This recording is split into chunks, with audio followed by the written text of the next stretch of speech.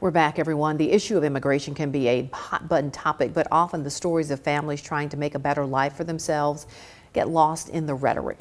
Yeah, over the next 2 days, we will look at a family whose journey to North Mississippi began with determination to leave a country where opportunities to succeed were non-existent. Ali Martin introduces us to the family who made the journey to freedom. It was not your typical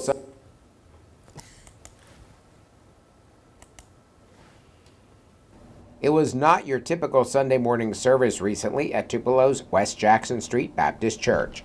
Carlos and Iris Gutierrez told of their life in Venezuela with the help of an interpreter. For Carlos, the decision to leave was solidified after a 12-hour wait in vain for chicken. He got to the window where he was going to receive the chicken at 6 in the afternoon. So all day long, he came back home. He was frustrated. That frustration prompted Carlos, Iris, and their daughter Valerie to set out on foot for America.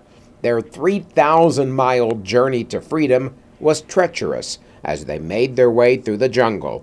Along the way, cartels demanded payment before the family could cross into another country. Carlos and Iris did odd jobs to help make those payments.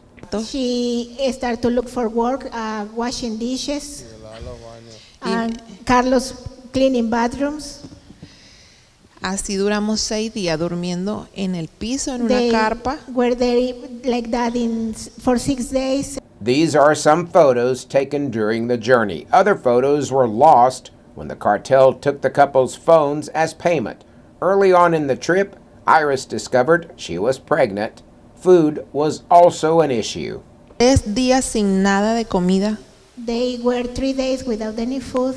Solo le pedía comida a cualquier persona para darle a Valerie. If somebody have some eating, that she noticed somebody got some food, she asked for something just to give something to Valerie. Both Carlos and Iris relied on their faith. Carlos was slowed down by a leg and foot injury, but after months of walking and hiking and sleeping in the open, the family made it to the U.S. border. That's where an armed cartel member required another payment. Carlos said, "Calm down, he has a gun." En el nombre de Jesús. And Iris says, "In the name of Jesus, de aquí vamos a salir. We're going to get out of here."